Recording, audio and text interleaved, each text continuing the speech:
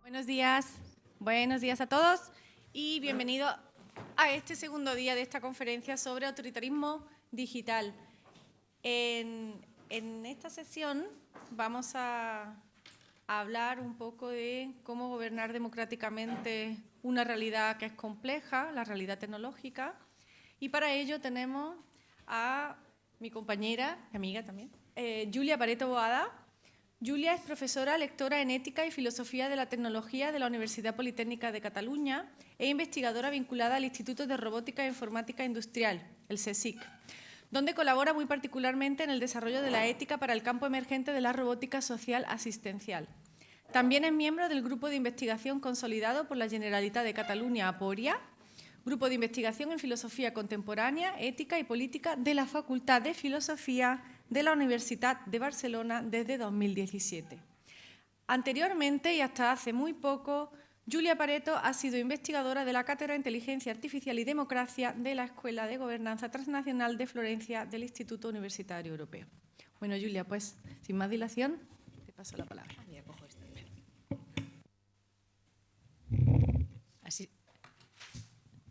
Así, ¿no? Vale. Bueno, en primer lugar, bienvenidos.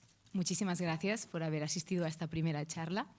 No quería dejar de agradecer al profesor Torres, a la Cátedra UNESCO de Resolución de Conflictos y, por supuesto, a la Universidad de Córdoba por acogernos hoy aquí. Estoy muy contenta y para mí es un placer y honor estar en este espacio de reflexión y diálogo tan necesario.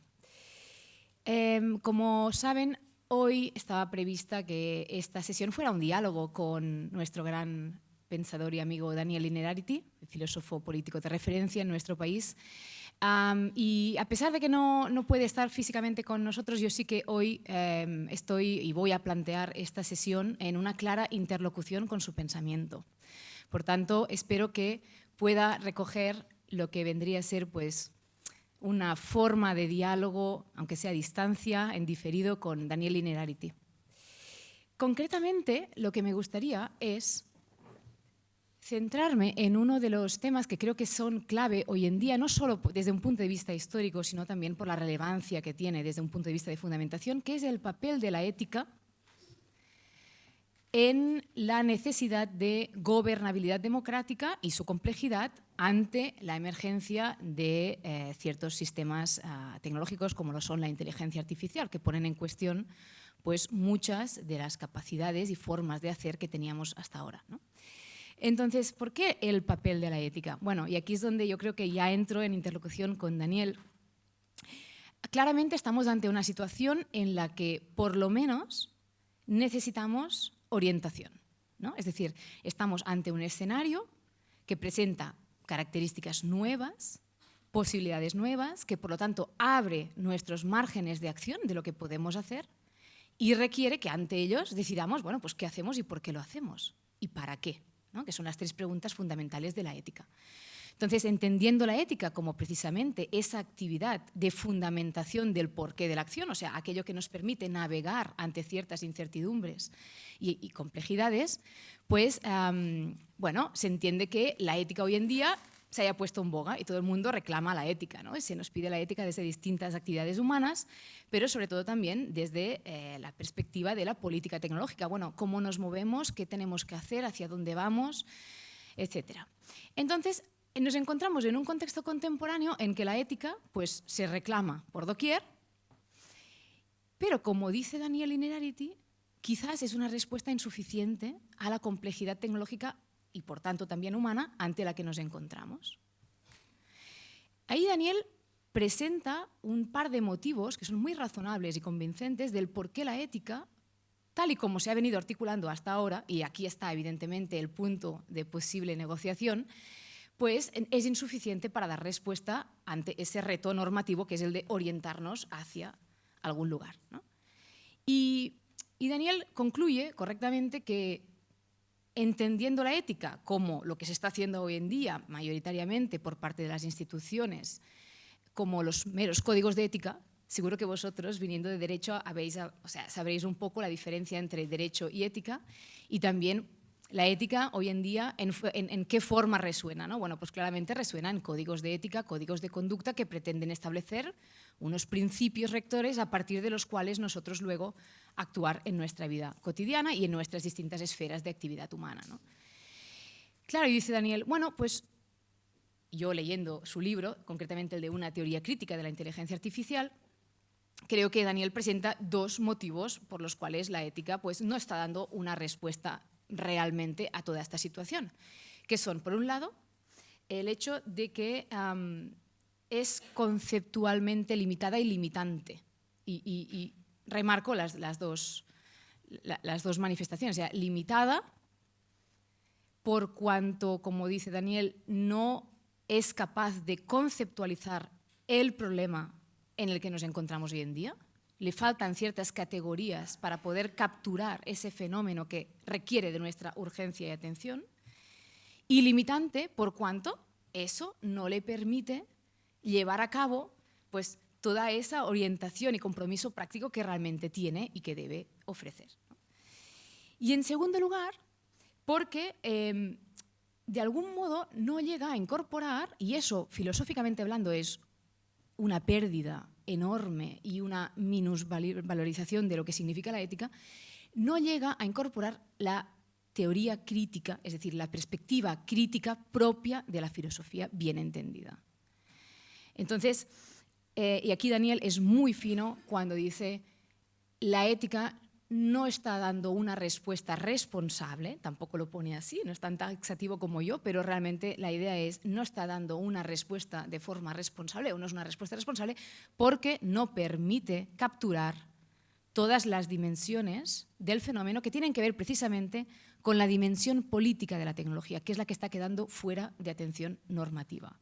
No estamos atendiendo la dimensión política de la tecnología que va más allá del uso. Es decir, una cosa es que sea política por el uso que yo le doy, pero hay una parte política de la tecnología que tiene que ver con el tipo de condicionamiento estructural que nos hace a nuestro modo de actuar y de organizarnos. Entonces, ¿qué pasa? Yo podría decir, bueno, yo que vengo desde, sí que estoy intentando desarrollar un poco más la perspectiva de la ética, diría, bueno, evidentemente estas dos razones son realmente convincentes porque hoy en día de facto la ética se está articulando de modo bastante pésimo, pero es verdad también que aquí hay unos ciertos presupuestos que podríamos discutir. Por ejemplo, equiparar la ética con códigos de conducta, ¿no? Aunque esté pasando esto y aunque todos los impulsos e iniciativas por parte de la Unión Europea, por ejemplo, se estén materializando sobre todo en formato de códigos de ética que de algún modo pretenden poner límites a lo que se puede y lo que no se puede, y de ahí que luego salgan regulaciones, por ejemplo, basados en una aproximación por riesgos, como es el caso de la Ley Europea de Inteligencia Artificial, pues la ética en el fondo no es solamente esto, por lo que la manera en que la estamos entendiendo hoy en día en nuestra contemporaneidad y la manera en que le estamos pidiendo que nos dé respuestas es deficiente. Es deficiente porque estamos entendiendo y subordinando la ética a una tarea meramente negativa de poner los límites cuando realmente la ética es fundamentalmente una tarea positiva de construcción de sentido que tiene que ver con la asunción de nuestro deber por ejercer la libertad humana. La ética es un compromiso con la libertad humana y eso significa la capacidad de construir las razones para la acción y el tipo de vida y formas de sociedad que queremos. Con lo que si la reducimos a meros códigos de conducta que proponen unos principios que nos pueden venir muy bien para intentar recordar al unísono de qué tenemos que ir como sociedad, siempre y cuando esto evidentemente derive de un proceso de diálogo constructivo y deliberativo, es verdad, nos puede venir bien para orientarnos un poco en, vale, ¿cuál es el aire de familia que deberíamos tomar, ¿no? Pero no se reduce a poner las líneas rojas. Entonces, es verdad que cuando Daniel dice la ética se queda corta, la ética frena demasiado poco, la ética no es capaz de dar razón de los problemas que tienen que ver con el condicionamiento estructural que nos hace la tecnología, tiene razón. Pero ¿qué pasa? Que está pasando así porque no se ha entendido bien hoy en día cómo se debe articular realmente la ética o qué podemos esperar de la ética o cuando nos piden que la integremos en la propia actividad profesional o como cuando sociedad intentamos hacer una actividad de reflexión ética, no estamos realmente atendiendo o no estamos haciendo un ejercicio veramente o verdaderamente de ética, ¿no? En segundo lugar, por lo que respecta a la incapacidad de la ética actual de dar respuesta o de atender o incorporar en la reflexión normativa todo aquello que tiene que ver con la dimensión política de la tecnología, y de ahí que Daniel diga, bueno, necesitamos claramente una filosofía política de la IA. Y tiene razón. ¿Por qué? Porque hay una triangulación necesaria en lo que tiene que ver con el pensamiento crítico acerca de los nuevos problemas, podríamos decirlo así, que nos abre la tecnología, en este caso, que se ha perdido de vista, ¿no? Y que tiene que ver, de hecho, con una cierta desvinculación matriz de lo que sería la ética de la política, que aquí me gusta que Daniel dice, bueno, la ética pretende abarcar demasiadas cosas, incluso la política. Yo diría, no es que pretenda abarcar, es que se ha olvidado que en el fondo vida buena y justicia no se pueden separar nunca, y por tanto, cuando yo esté reflexionando sobre el tipo de vida, el tipo de sociedades, y en el fondo, lo que estoy preocupándome es de tejer un sentido, y ahí es donde entra la ética, en el hilar el sentido y el fundamentar lo que tendría que ver con lo que Mark Kokelberg llama responsabilidad narrativa, ¿no? O sea, dar un argumento a la propia existencia, aunque sea pues, individual o colectiva, pues se ha olvidado de esto. O sea, estamos en una ética que de algún modo, y se ve claramente en ciertos patrones en los que cayó la bioética cuando se empezó a desarrollar como uno de los primeros campos de aplicación de la ética, pues que la justicia, entendida como todo aquello que tiene que ver con la organización de la vida en común, ha quedado un poco como desvinculada de esa reflexión que se ha venido como entendiendo como algo vinculado a la esfera individual, micro de la vida humana. Y esto está quedando reflejado en el tipo de reflexiones. Yo creo que si miráis un poco la literatura académica o incluso las discusiones que hay abiertas, ¿no?, acerca de los riesgos de la tecnología, pero también los problemas que suscita, veremos que por lo general están muy acotadas a lo que tiene que ver con la esfera individual de acción, o sea, la esfera diádica de interacción usuario-máquina, usuario-sistema de IA. Fijaros que en la ley de inteligencia artificial, por ejemplo, cuando se habla de sistemas de interacción, o sea, de sistemas de inteligencia artificial socialmente interactivos, a no ser que pretendan manipular, se conciben como de riesgo limitado. Es decir, no hay la sensación de que se esté teniendo y tomando en consideración el tipo de relaciones intersubjetivas, estructuras de poder y capacidades humanas que la tecnología está ayudando a reconfigurar vía su implementación en determinadas esferas. Es como si todo quedara reducido a un tema de interacción directa por el uso usuario-máquina a nivel de riesgos, con lo que, como dice Daniel, evidentemente, se está desconsiderando toda esta dimensión política de la tecnología que va más allá de la mera funcionalidad y los usos vinculados a esta, ¿no? Entonces, bueno, estos serían los dos presupuestos que hacen que Daniel considere que la ética pues, se queda corta. Y es verdad, tal y como se articula hoy en día, pues se está quedando muy corta y no está a la altura del tiempo, ¿no? Con lo que yo, coincidiendo plenamente en este diagnóstico, sí que me gustaría señalar un poco, desde mi perspectiva y teniendo en cuenta lo que he venido investigando hasta ahora, me gustaría intentar identificar por lo menos dos grandes olvidos de la ética contemporánea que tienen que ver con la misma tradición de pensamiento del que deriva la ética, pero también con la forma en que se ha entendido que tiene que dar respuesta a campos como podría ser, en este caso, el tecnológico, que es la ética aplicada, y ahora vamos. Y entonces, detectando estos dos grandes olvidos, espero poder ayudar o contribuir a rehacer, reformular la forma en que se debe articular el pensamiento ético acerca de la tecnología y, por ende, acerca de la vida humana, para ver si así realmente puede no suplir la filosofía política que reclama Daniel, sino, por lo contrario, ponerse a la altura como para poder realmente hacer un acompañamiento y una triangulación muy necesaria entre filosofía política, ética y ética aplicada, que permita desplegar todo este pensamiento crítico en vistas a lo que sería hacernos cargo de la responsabilidad por la definición de nuestra forma de vida, ¿no? Entonces, ¿cuáles son los dos grandes olvidos de la ética contemporánea, teniendo en cuenta la forma en que se está manifestando por el momento de forma predominante. Obviamente siempre hay propuestas que pues, realmente dan en el clavo, ¿no? Y no podemos obviar esto, pero de forma general hay unas ciertas tendencias que sí que no podemos dejar pasar por alto. Bueno, en primer lugar, la primera cuestión, el primer de los grandes olvidos de la ética contemporánea es el fenómeno de la mediación tecnológica. Es decir, y esto vincula con la tradición de pensamiento humanista del que deriva nuestra base ética. La mediación tecnológica básicamente es una corriente, bueno, la mediación tecnológica es un fenómeno identificado sobre todo por parte de la filosofía de la tecnología contemporánea, concretamente una corriente que se llama posfenomenología, entre otras. Decimos que evidentemente se ha identificado en conjunción con otras disciplinas como los estudios de ciencia y tecnología que han ayudado, ¿no?, a examinar la cuestión. Pero bueno, la idea es que la tecnología, claro, nosotros cuando pensamos en sistemas de IA, tecnología, normalmente partimos de una definición, una conceptualización instrumental de la tecnología, ¿no? La tecnología, ¿qué es? Es un instrumento que está al servicio de unos fines que esos vienen determinados por los humanos y, por tanto, claro, ¿qué pasa? Que con esta idea de la concepción instrumental nos encontramos que hemos caído muy rápidamente en una asociación que se ha hecho entre la idea instrumental de la tecnología y la idea de neutralidad axiológica de la tecnología, es decir, la idea de que la tecnología es neutral. O sea, por cuanto es instrumento, es moralmente neutral, no tiene nada que ver con el bien y el mal, más allá de lo que tiene que ver con su uso. Es decir, que lo que deberíamos discutir desde un punto de vista de la ética son los usos y finalidades que le damos, y de ahí que nuestra ética esté todo el rato prescribiendo límites, prescribiendo riesgos, y, o sea, analizando riesgos, identificando riesgos y correlacionándolos con límites de uso, ¿no?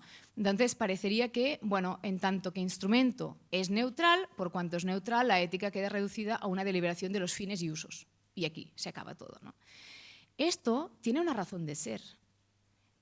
Históricamente, nuestra ética tiene unas raíces en la metafísica moderna, en la que hay una separación radical, una dicotomía clarísima entre sujeto y objeto.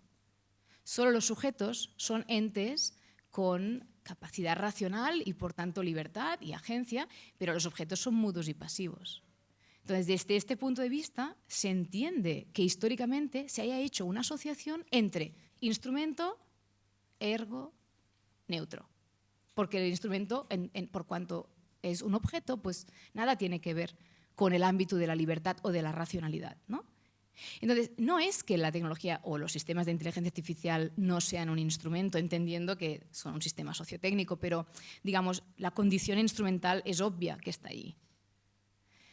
Y es importante recordarla, por lo que luego recogeré, pero no es cierta la asociación entre que, por cuanto es un instrumento, es moralmente y políticamente neutral.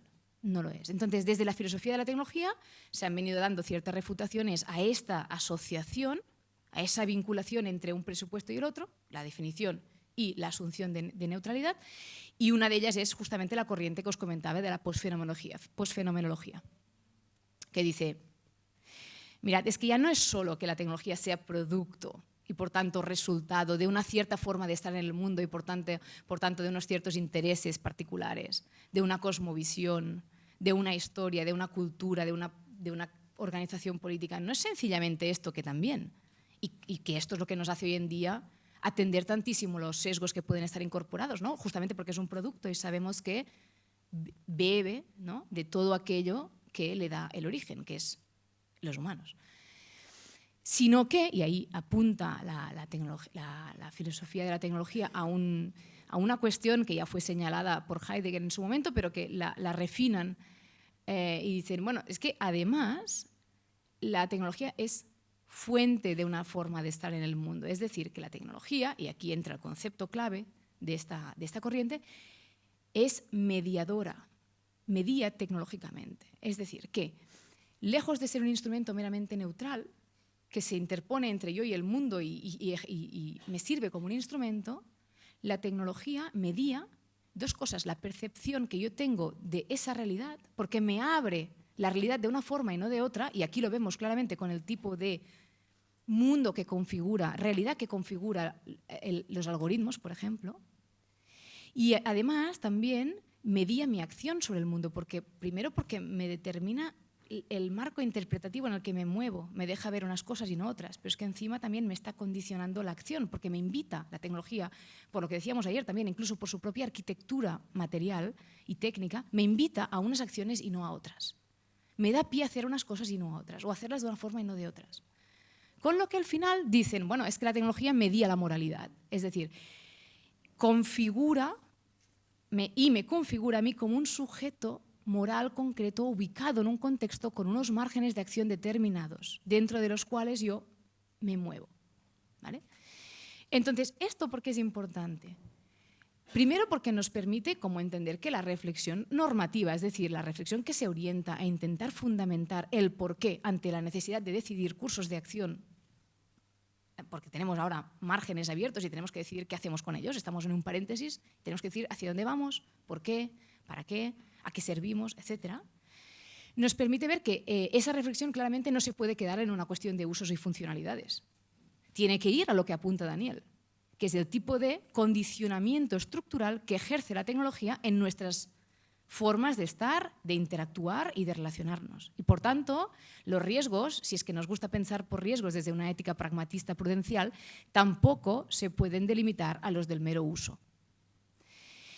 Y en segundo lugar, es importante porque también quizás nos deja intuir humildemente que los conceptos que tenemos, por cuanto beben claramente de esa ética humanista, pues quizás deben ser revisados.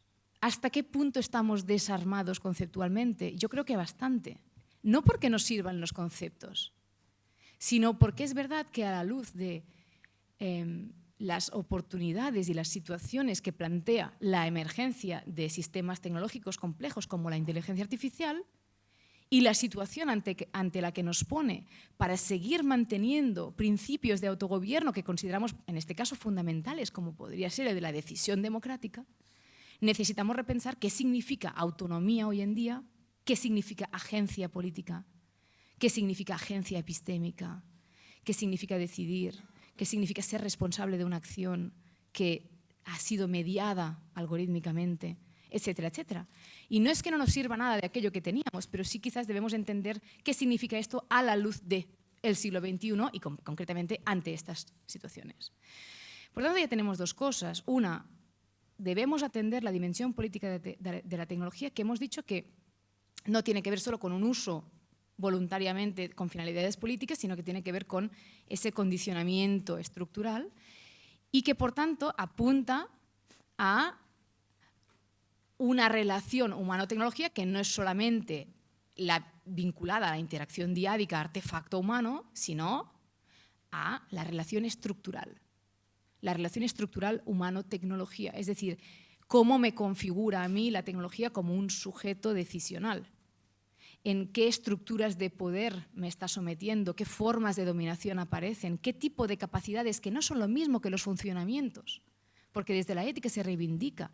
No es lo mismo pensar en capacidades que son los márgenes que yo tengo de llevar a cabo mis acciones vinculadas a unos razonamientos previos, evidentemente, que los funcionamientos que tienen que ver con una materialización de las capacidades, pero que muchas veces no vienen de una previa posibilidad de escoger ese tipo o esa forma de funcionar, y lo vemos con la dominación infraestructural que hace la tecnología. Ayer se comentaba cuánto nos limita hoy en día la tecnología a proseguir con determinadas actividades, y si no seguimos esta lógica no podemos hacerlas. Eso es en todo caso ofrecer funcionamientos, pero no capacidades. Aquí no hay libertad de escoger el tipo de vida y cómo la quiero llevar, ¿no? Entonces tenemos estas dos cuestiones. Por un lado, relaciones estructurales humano-tecnología que están fuera del ámbito de consideración normativa de forma grave, y una cierta necesidad de revisitar conceptualmente todas aquellas categorías que nos permiten o que nos permitían hasta ahora pues, organizarnos en comunidad, ¿no? Y voy al segundo de los olvidos que creo que son importantes.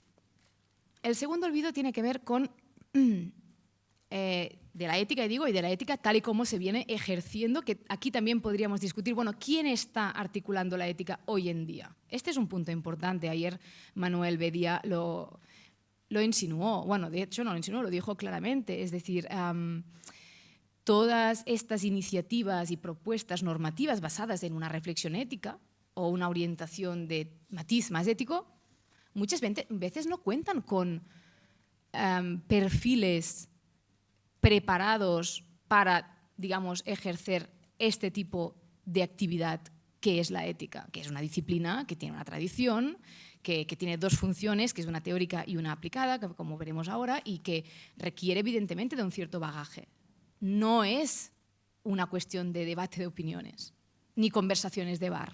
Entonces, no lo puede hacer cualquiera. Que vigilad, que no estoy diciendo que y ahora lo vamos a ver, que la reflexión ética, cuando pretende orientar la vida humana, que siempre, porque la ética, aunque sea teórica, al final tiene una voluntad práctica, no la pueden hacer tampoco solo los filósofos. Es decir, la ética hoy en día, por cuanto responde a problemas complejos de la vida cotidiana que requieren de entender también pues, la especificidad empírica, ¿no?, de la situación, no la pueden hacer solamente los filósofos, pero sí que requiere como mínimo de una interdisciplinaridad real. O como mínimo que haya unas voces representativas de lo que sería esa capacidad de pensamiento crítico de acorde con una cierta tradición, ¿no? Entonces, bueno, digo, tal y como se viene articulando, que se ha hecho pues, como se ha podido, estamos evidentemente también, y esto es importante, en el momento en que hay esta interpelación y exhortación a la ética como principio rector para un despliegue tecnológico responsable, en la Unión Europea esto pasa a partir de 2015, 2016, ayer Lucía lo explicó claramente, o sea, vimos una gráfica en la que salía un poco, digamos, la cronología del boom, ¿no?, de las iniciativas y los compromisos con todo lo que tiene que ver el pensamiento para una tecnología responsable, alineada con ciertos valores y derechos humanos. Surge a raíz de la complejidad que presentan cada vez una autonomía creciente de los sistemas de inteligencia artificial y, fijaros, este giro ético se acompaña de un giro de responsabilidad por ese alineamiento que pasa de estar del usuario, que en este caso serían las instituciones públicas que adoptan los sistemas, a los desarrolladores de tecnología. La responsabilidad recae ahora, desde 2016 aproximadamente, en los ingenieros o las empresas. Claro, estás pidiendo que todo ese ejercicio de reflexión crítica y crítico-racional sobre nuestras moralidades, que es lo que hace la ética, la hagan los ingenieros en un contexto en el que estamos en una formación académica dicotómica, en que humanidades y tecnología siguen estando muy separadas. Entonces, como es tan complejo y hay una cierta opacidad y ininteligibilidad debido a la complejidad técnica, pues nadie puede responder claramente de la asunción de responsabilidad por ese desarrollo responsable.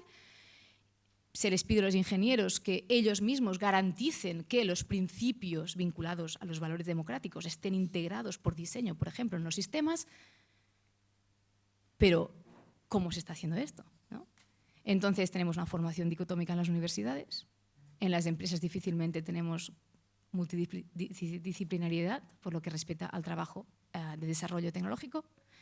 Y tenemos este boom de principios y códigos éticos, como dice Daniel, que es muy difícil aterrizar, y menos cuando no tienes no solamente el bagaje conceptual de la ética y la capacidad de ejercerlo en la práctica, sino, y ahora voy al segundo punto, tienes unos ciertos déficits disciplinarios de la misma ética de la tecnología como una ética aplicada a la tecnología, porque es un campo muy reciente de la ética contemporánea. Es decir, la ética es una disciplina con mucha tradición, pero digamos, al siglo XX hace un giro aplicado, que es lo que se llama la ética aplicada, es decir, hay una voluntad de la ética o un renovado compromiso de la ética con la voluntad de ayudar a orientar la vida humana. Entonces estamos ante una situación en la que emergen nuevos problemas, muchas veces vinculados al desarrollo científico y técnico en distintos campos profesionales.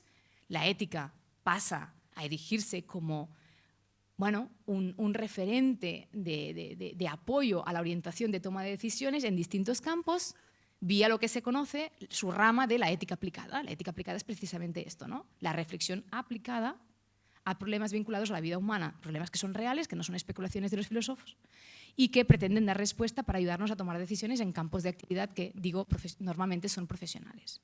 Por eso la ética aplicada también muchas veces se entiende como un sinónimo de ética de las profesiones, ¿no? Entonces, esta disciplina, o sea, este giro aplicado sucede en el siglo XX.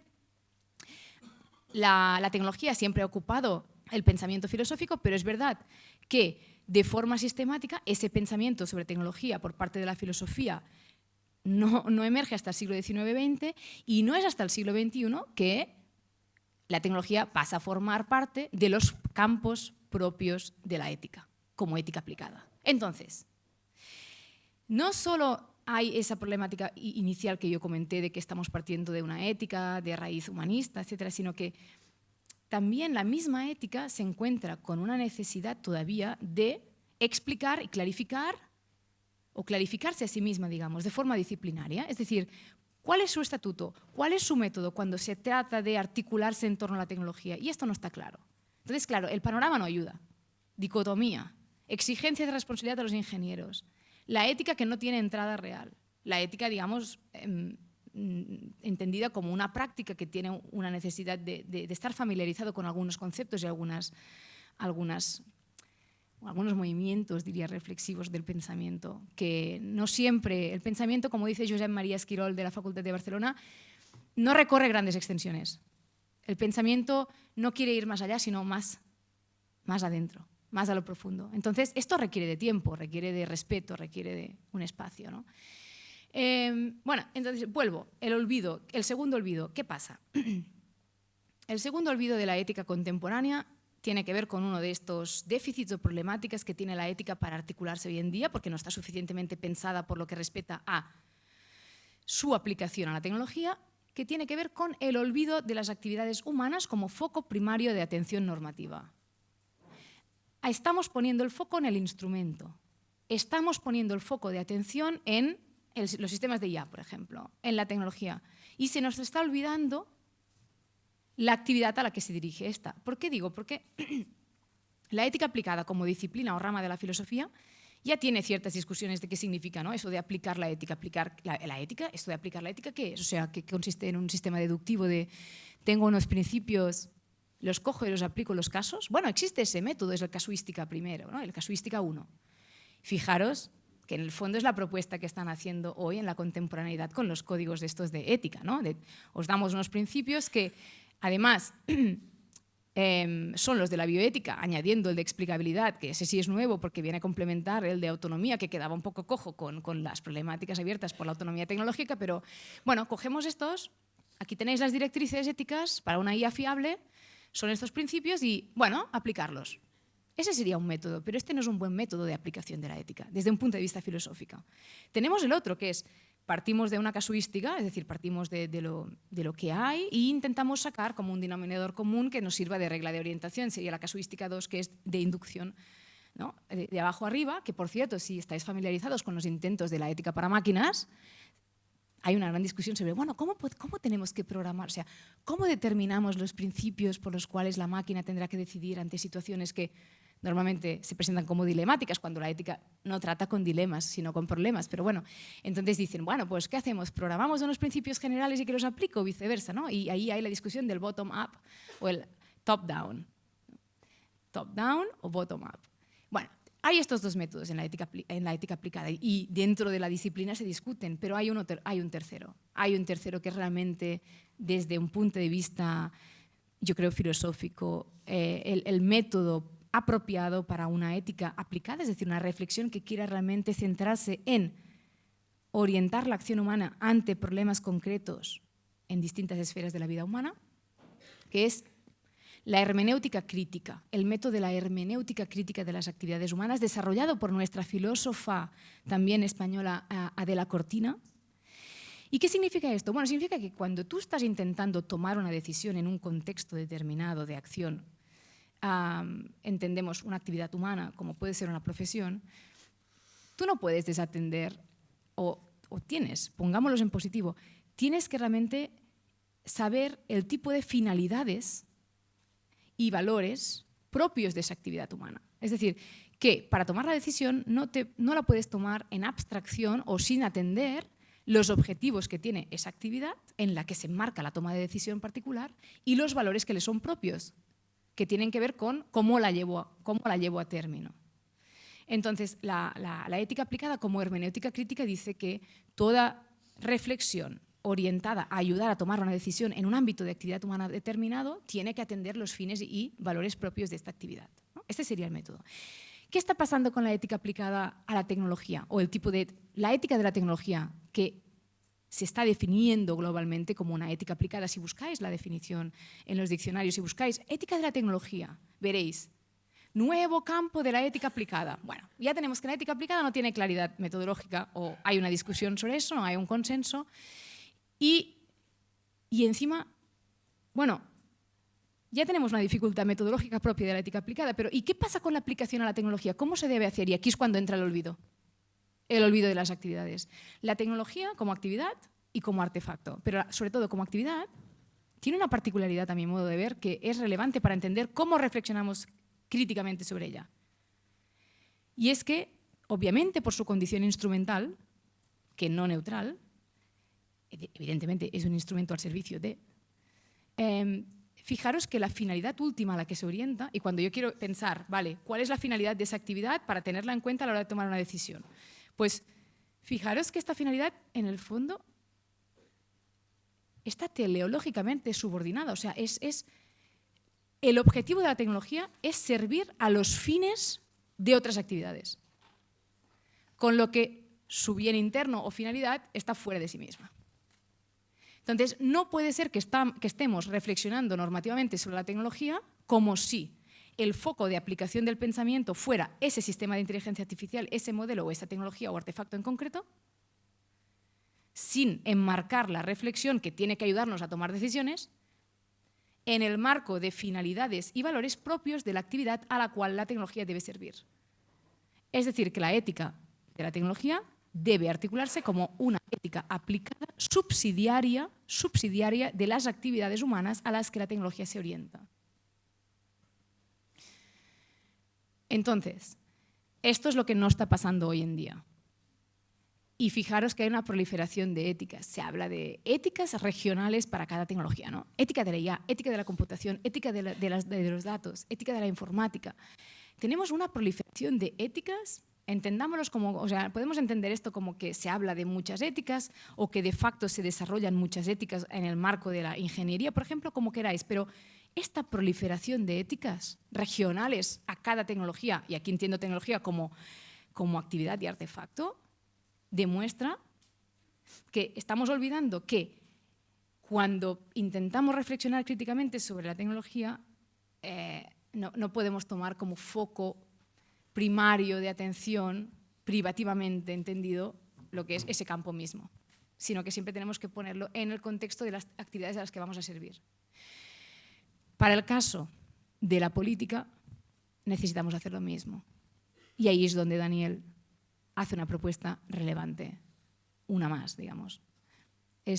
Tengo que volver a pensar qué significa política, qué significa decidir democráticamente, qué significa autogobierno.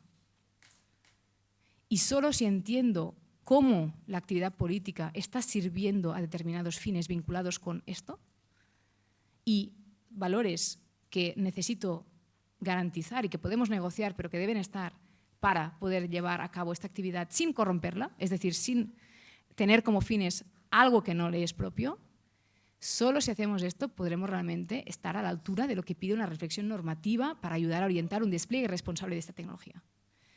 Este es el punto. Entonces, yo ya voy terminando. Yo quería identificar estos dos olvidos que vienen a explicar quizás un poco mejor y de forma más contextualizada por lo que respecta a las propias dificultades disciplinarias e históricas y contextuales, como he dicho, de la ética, viene a explicar por qué, como dice Daniel, la ética hoy en día no está siendo una respuesta suficiente. Como mínimo, Daniel es muy prudente, ¿no? Dice, se queda corta. Bueno, yo digo, es una respuesta irresponsable. Tal y como se está articulando hoy en día, está siendo una respuesta irresponsable, porque, evidentemente, pues nos está abocando a un precipicio de multiplicación de códigos, de exhortaciones, apelaciones e interpelaciones a la ética, con unas dificultades reales de integración de lo que es el pensamiento verdaderamente filosófico dentro de la actividad tecnológica, que nos distrae y le saca fuerza normativa a la potencia que realmente tiene la ética por cuanto pensamiento que se hace cargo de la libertad humana.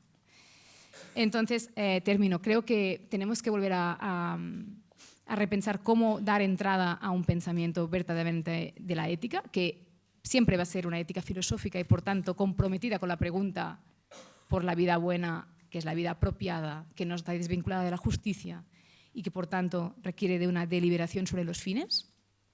Tenemos que rechazar de forma tajante ya una ética pragmática, prudencial, centrada en una deliberación, en unos marcos de eficiencia que lo que hacen es mantener aquellos problemas estructurales de la ética aplicada que ya en su momento Kettner denunció, concretamente como el problema de conservadurismo estructural que tiene la ética, ¿no? Que al final está jugando dentro de las mismas reglas de juego impuestas, que no se cuestiona el marco dentro de los cuales se mueve. Por tanto, tenemos que volver a creer en la posibilidad de articular una ética filosófica, exigir políticamente que se pueda realmente llevar a cabo una reflexión así, siempre en situación de diálogo crítico y constructivo entre disciplinas. Por tanto, nunca nadie tiene que hacer esa reflexión desde una sola disciplina sola.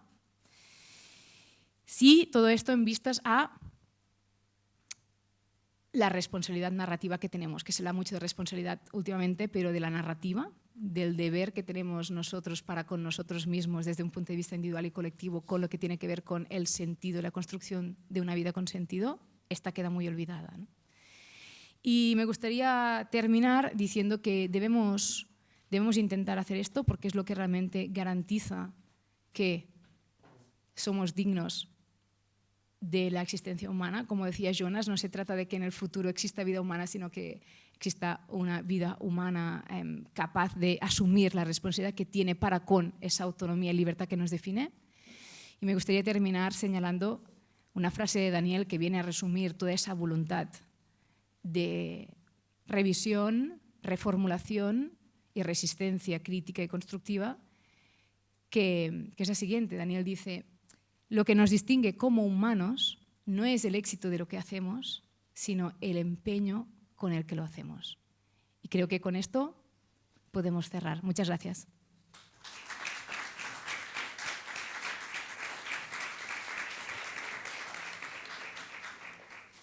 Gracias, Julia. Bueno, pues nada, abrimos ahora el turno de preguntas por parte del público.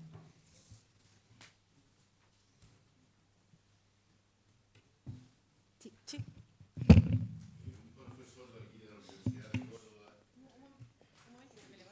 Micrófono. Nos estaba diciendo que un profesor de aquí, de la Universidad de Córdoba, ingeniero informático, Javier Sánchez Monedero, sí, conozco, ha hecho un informe sobre el tema del consumo de energía y agua de los mainframe y todas estas cosas que, por ejemplo, en Aragón están montando, de Amazon. Entonces, yo no sé si el aspecto ético ya solo de unas tecnologías, por ejemplo, dicen que las mainframe que han montado en Aragón consumen tanta electricidad como el resto de la demanda que hay allí, vamos. Entonces, para mí, el tema ético en este tipo de cuestiones es muy importante, ¿no? Porque estamos, por ejemplo, hay problemas de que se están agotando acuíferos, se está gastando una cantidad de gas natural tremenda para producir electricidad para estos mainframes. Vamos, me gustaría que Javier hubiera estado aquí para explicar este informe porque es súper interesante. Es un tema que también trata Marta Peirano, que lo mismo lo nombra luego.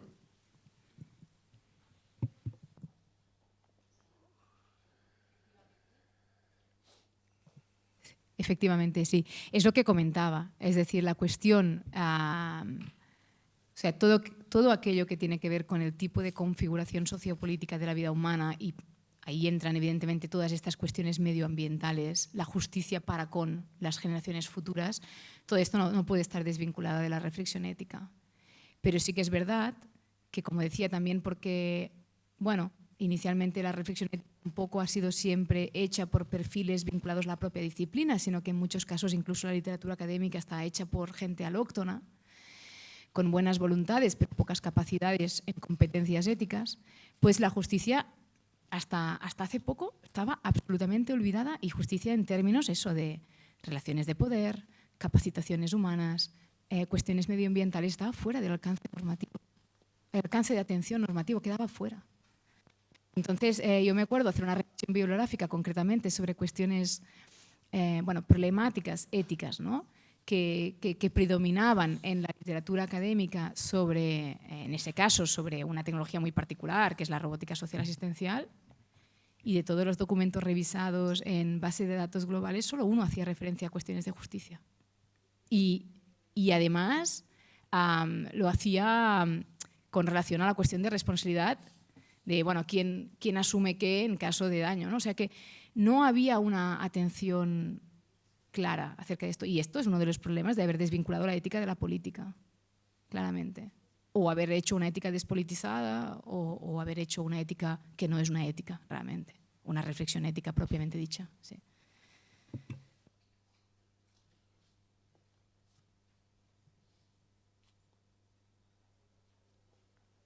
Para hacer también una interpelación a ti, a tu mensaje y bueno, también un poco desde la perspectiva de una jurista como soy yo, pues también ver un poco dónde podemos tener un pequeño debate. Te voy a provocar. Tú, como filósofa, especialista en ética, nos estás contando, entiendo, que no hay demasiada ética. Yo, como jurista, pienso que no hay demasiado derecho.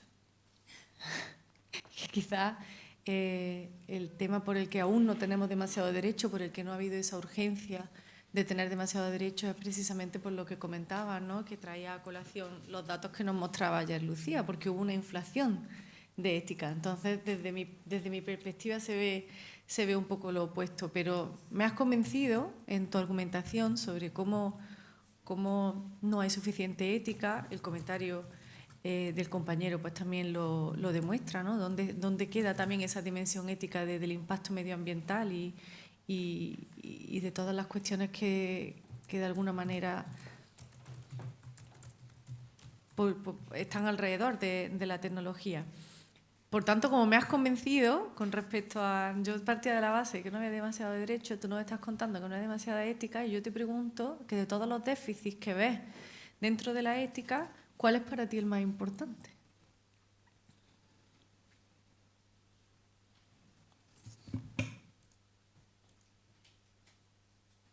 Gracias, Marta, por la pregunta, que realmente es interesante y deja mucho que pensar. Claro, es que cuando yo digo que hay demasiada ética, dándole la razón a Daniel de que ha habido una exhortación, una interpelación, una llamada, una urgencia a que la ética de respuestas, hay ese imperativo, hay esta urgencia, pero la ética como tal, entendida propiamente como vinculada a una disciplina filosófica con unas competencias conceptuales, procesuales, diría, y todo, de acercamiento a lo profundo, no a lo extenso, no se está haciendo bien.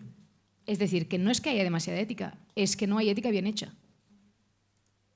Entonces hay, pues en este caso, una mecanización de lo que sería un pretendido pensamiento reflexivo en formato de códigos de ética que nada tienen que ver con la ética bien entendida, que es una actividad de reflexión constante y crítico-racional sobre los fundamentos de la acción humana, con el punto en la moral, pero sin olvidar que la ética filosófica no desvincula en ningún caso lo que es la moral y su justa fundamentación o su legítima fundamentación de la dimensión más macro de la vida humana, es decir, la dimensión política de la vida humana. Y me preocupa, por ejemplo, que, volviendo a la literatura, por ejemplo, cuando uno de los temas que más preocupa, y además fijaros que es uno de los principios que rigen, ¿no?, toda esta voluntad de tecnología centrada en el ser humano, tecnología responsable, etc., fijaros que uno de los principios es la autonomía humana, que se respete la autonomía humana. Y correlativamente en la literatura, pues una de las mayores preocupaciones tiene que ver con el impacto de estas tecnologías y resalto lo de impacto porque es interesantísimo lo que dice Daniel, dejaros de tanto impacto y preguntaros por el condicionamiento.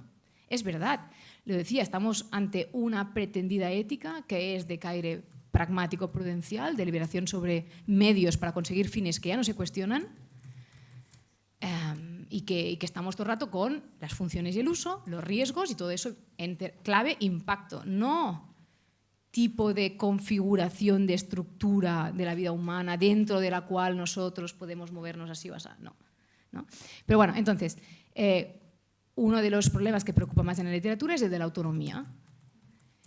Y cuando empiezas a revisar ¿de qué va todo eso de la preocupación por la autonomía? ¿En qué sentido realmente un sistema de IA parece como poner en riesgo esa autonomía humana? Y perdonad, porque de nuevo tengo que circunscribir esa afirmación mía mayoritariamente para lo que tiene que ver con el ámbito de la robótica social asistencial, es decir, como una manifestación concreta de sistemas de inteligencia artificial, que en este caso son corporizados, que además son socialmente interactivos, como lo serían los chatbots, pero que de hecho creo que es incluso más relevante que pase en este ámbito, porque tú vas a mirar el sentido en el que esto es un problema para la libertad humana y te das cuenta que la libertad humana se está entendiendo desde una perspectiva de libertad negativa, es decir, de no interferencia, que el robot en este caso no interfiera con la acción que yo podría llevar a cabo si nadie me interfiriera con ella, como libertad positiva, es decir, que el robot no me manipule, y ahí también aquí eso aplica a los sistemas de inteligencia artificial conversacionales, pero no hay atención a la libertad como no dominación. No hay una pregunta ni una preocupación por cómo este robot está reconfigurando las relaciones intersubjetivas en el contexto en el que lo estoy aplicando, la estructura de poder y, por tanto, las formas de dominación en las que puedo verme yo como sujeto situado con un estatuto relacional concreto, inmerso y condicionado incluso de forma ideológica con esto. O sea, no estamos viendo la no dominación ni de forma interpersonal ni la que tiene que ver con el mismo poder de las estructuras. Entonces, bueno, es una reflexión sobre los problemas de la tecnología para la libertad humana, centrada en una libertad humana como una capacidad de ejercer algo, o sea, como un ejercicio de una capacidad que yo tengo que nada tiene que ver con el marco sociopolítico en el que realmente la puedo desplegar o no. Entonces, bueno, ese sería un claro ejemplo de lo que está pasando. Y esto no es propio de una ética bien entendida. Claramente, no hay ninguna ética bien entendida que desatienda el condicionamiento que las estructuras hacen a lo que tendría que ver con el ejercicio de una facultad individual como es la libertad humana. Entonces, y por eso hablaba de triangulación, es importante. Daniel dice, bueno, la teoría crítica, ¿no? Y por tanto la propuesta de la filosofía política de la IA llega donde termina la ética. Yo creo que no llega donde termina, sino que deberían seguir juntos. La ética tiene que hacer unos pasos previamente para ponerse a la altura, pero luego tienen que seguir juntos porque, aunque me preocupe también después de las condiciones, tengo que garantizar que la persona es capaz de ejercer esta libertad. Entonces, bueno, hay como unas interrelaciones complejas, pero sí que es verdad que yo te diría, no es que haya demasiado ética, es que no hay ética bien hecha.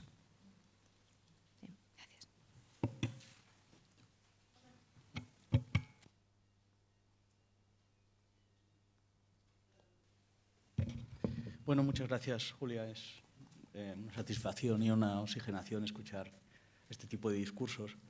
Estoy completamente de acuerdo contigo.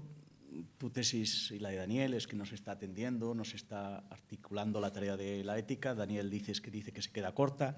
Tú dices que es de alguna forma irresponsable. Bueno, se quedará corta, pero no por el trabajo que hacéis vosotros. Quiero decir que hay gente que defiende este discurso, que tiene este discurso construido y fundamentado. O sea, lo que quiero decir es que no es que haya una desorientación. O sea, creo que en el fondo hay una facilidad para caer en el sesgo de atribución o en el principio de caridad, de pensar, bueno, es gente que no lo está haciendo bien, quizá por desconocimiento, ¿no? Yo destacaría algunos matices. A veces el problema no es la ética como instrumento, sino la instrumentalización del concepto de ética para unos fines concretos de terceros, ¿no? O sea, lo hablábamos en la comida del otro día, el sintagma inteligencia artificial y ética a veces es un conjunto vacío y un lavado de cara, ¿no? Yo ayer también hablaba de otros términos como inteligencia artificial para el bien, ¿no?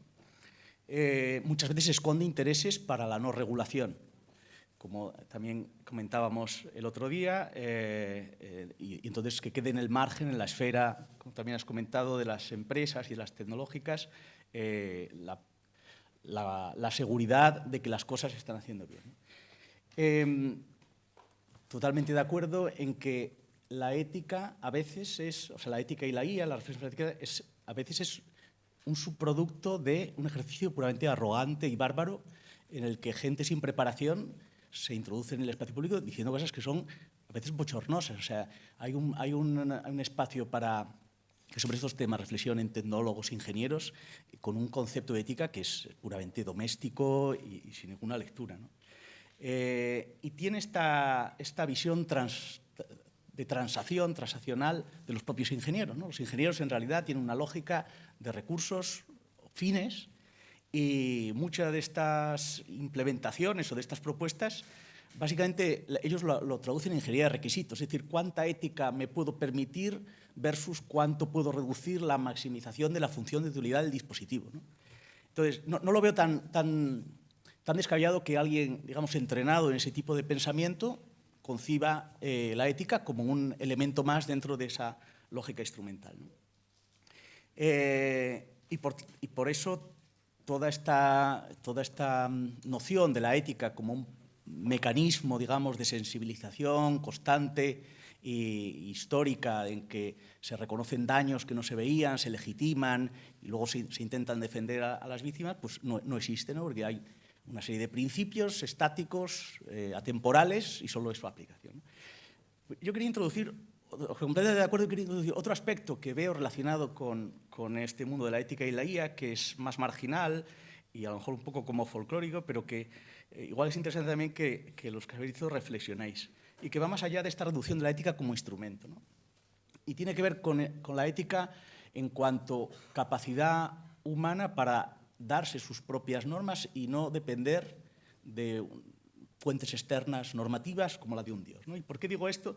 Porque hay también intencionadamente toda una esfera de discursos mesiánicos que directamente nos deja como a merced de una voluntad externa a la que hay que obedecer, ¿no? Esto ha pasado con los instrumentos de mediación, con las máquinas. O sea, teníamos hace no relativamente mucho tarjetas perforadas. Esa era la manera en la que nos comunicábamos con las máquinas. El algoritmo era una tarjeta y eso era lo que daba instrucciones. O la evolución a ventanas de comandos. Pero es que ahora estas interfaces prácticamente recogen exhortaciones, deseos, o sea, recogen una forma de comunicarnos con la máquina como si fuera una divinidad, ¿no? El hecho de que sean sistemas no explicables ya nos hace que nos relacionemos con ellas como si fueran un oráculo. Es decir, nos dicen cosas, las cosas se cumplen, pero no tenemos ni idea de por qué las dicen, ¿no? Pero además es que yo he observado que muchos discursos apocalípticos, distópicos, como profecías negativas, hay a veces una sustanciación, ¿no? La IA es una rama y sin embargo se convierte en una IA ha hecho esto, o incluso multiplicación, una IA se ha enfrentado con otra IA. O sea, hay toda una serie como de elementos en el discurso que parecen como divinos, ¿no? Como si fueran nuevas divinidades, ¿no? Entonces, lo digo porque hay estos elementos de relación con los asistentes, de orarles, suplicarles, exhortarles y de obedecerles también, ¿no? A veces vas con una pregunta a una de estas máquinas y te sugiere otra cosa y terminas siendo como esclavo o siervo de la máquina, ¿no? Entonces, creo que hay también algo intencionado en este sentido, en que la ética, como decía antes, como la capacidad de autonormarnos, quede un poco diluida en esta especie como de reglas externas a las que hay que obedecer, ¿no? Manuel, muchas gracias. Se oye, ¿no? Sí. Gracias por tus aportaciones y matices. Yo creo que no voy a comentar todo lo que has dicho porque para mí tiene mucho sentido, pero sí que es verdad que añado, claro, es muy importante intentar saber o intentar pensar ante todas estas situaciones que has descrito, que de hecho nos invitan a esta servidumbre voluntaria, ¿no? Pensar, bueno, ¿qué está en juego realmente? Muchas veces no sabemos qué está en juego hasta que lo perdemos.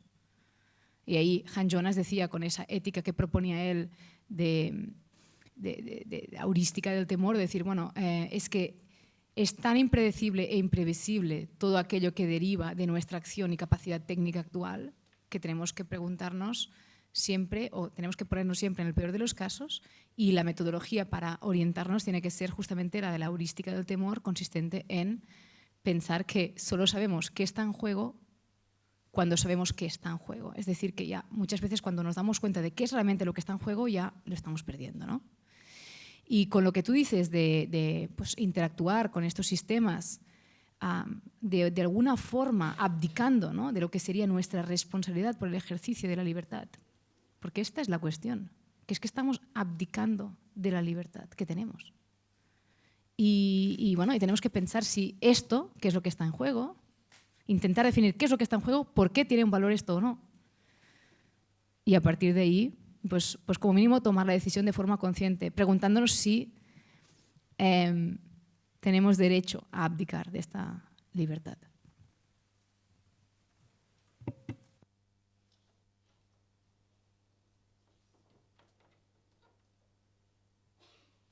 Vale, pues como no hay más preguntas, hacemos un pequeño receso y nos vemos de nuevo a las 10:30. Muchas gracias.